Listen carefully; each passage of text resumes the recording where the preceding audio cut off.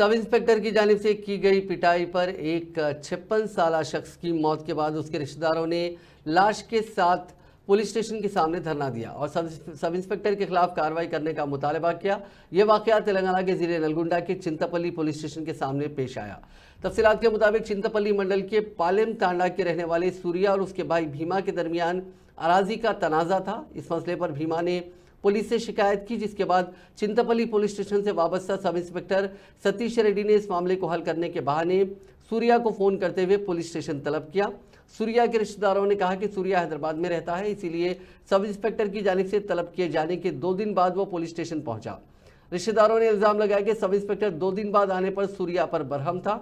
उसने सूर्या की बुरी तरह पिटाई कर दी, जिसके नतीजे में वो गिर पड़ा और उल्टियां करने लगा। इसको इलाज के लिए अस्पताल ले जाया गया, ताहम इलाज के दौरान उसकी मौत हो गई।